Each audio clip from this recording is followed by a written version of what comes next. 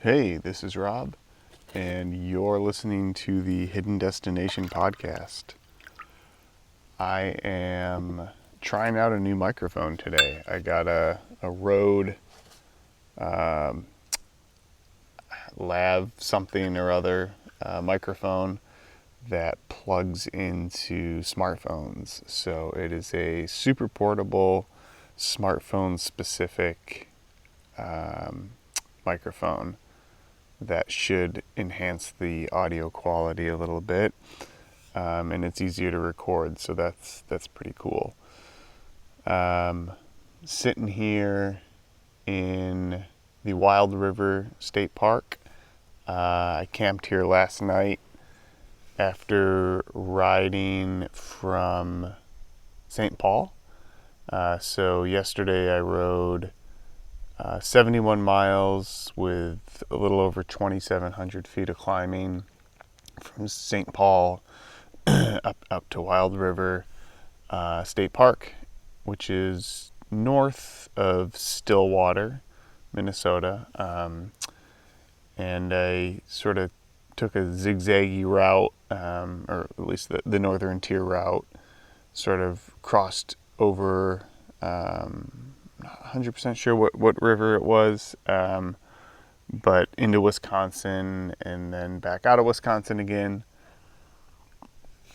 There was some pretty decent climbs, but overall it was a pretty good ride. The ride out of St. Paul yesterday was mostly from St. Paul to Stillwater was mostly on rail trail, or I guess it was. I'm not sure if it was technically rail trail, but it was the what was it called? The Gateway State Trail, which was really awesome. It was super scenic, cut through a bunch of state parks, and then it went up to what was called Duluth Junction, which was pretty cool, and then into Stillwater. And man, Stillwater is such a cool little town. I could have spent more time there, and in fact, when Claire comes out to visit, we'll be spending some time in Stillwater. I ended up getting lunch there. I just typically I don't eat out, but it was a good excuse to spend some time in town. It was just a really cute, bustling, dense little historic town on the river. It was also one of the favorite spots of one of my warm showers hosts back in DC, Will Lavender. Shout out to Will. He's played a pretty influential role in this trip, in terms of recommendations and suggestions, and I've been texting him throughout the duration of this trip asking him just advice overall. So he loved Stillwater, and excited to be back there for sure. But yeah, yesterday was overall felt great to get back in the saddle after a couple days off and put in some bigger miles, with fair amount of climbing. I got to meet Kim, which was really what I was hoping for by departing on Tuesday. Kim was the woman's house where I was staying, and she wasn't going to be home from Montana until super late Monday, technically Tuesday morning. And she had an appointment that morning, super early. And so while I was making coffee, packing up to depart yesterday, she came home from her appointment, and we had a good hour or so, a little over an hour and a half or so to catch up and chat, which was really, really awesome. She's such an interesting woman. I feel like I could just talk to her for for hours and hours and hours, just hearing her stories about her world travels. And she's done, I think I've hit on this in earlier podcasts, but just done a ton of traveling in South America and Africa, and has just hosted so many folks at her home from all over the world, both warm showers and couch surfing. And yeah, so she's back home for a week and then packing up, and then we'll be going to Ecuador for a fair chunk of time to teach English. That's what she does. She teaches English, which brings her to all these interesting places around the world. And she'll have her bike, and she's going to do some touring in the Andes. So yeah, just overall super stoked to have gotten connected with her. I told her about the podcast and told her that I will be maybe contacting her down the road to do a virtual interview, because I'd like to just talk to her more and just hear more of her stories and sort of perspectives on bicycle touring and bicycle travel and just travel in general. So yeah, hopefully more to come from Kim. There's been a ton of warm showers individuals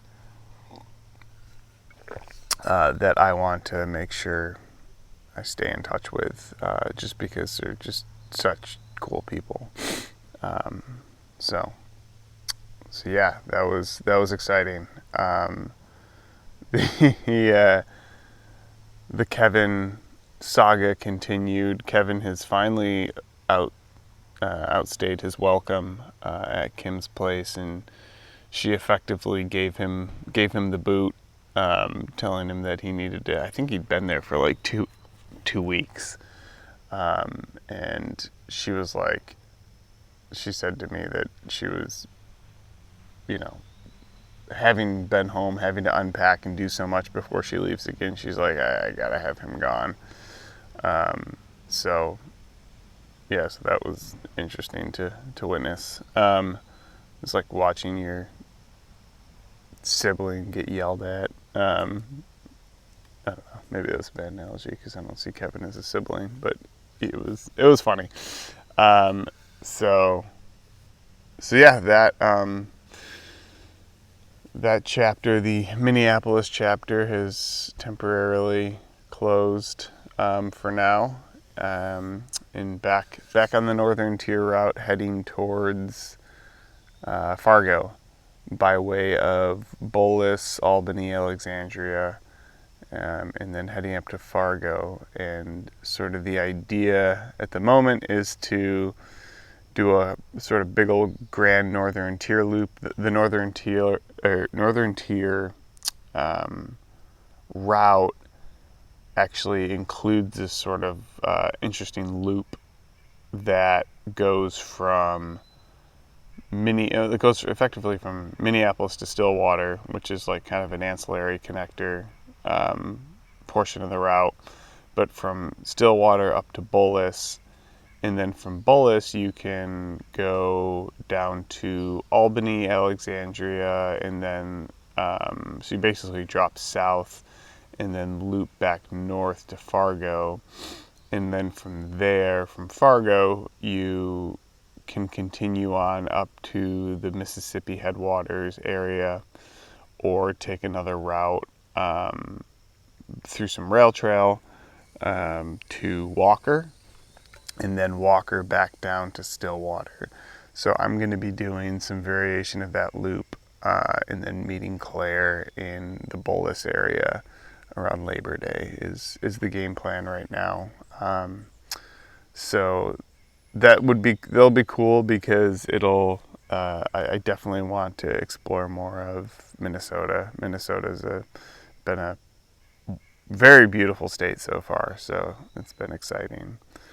And then today making my way west, hopefully with a tailwind, doing some camping, and seems like I have at 6:30 I have a interview debrief call with Connie from Skydio, so we'll see how that goes.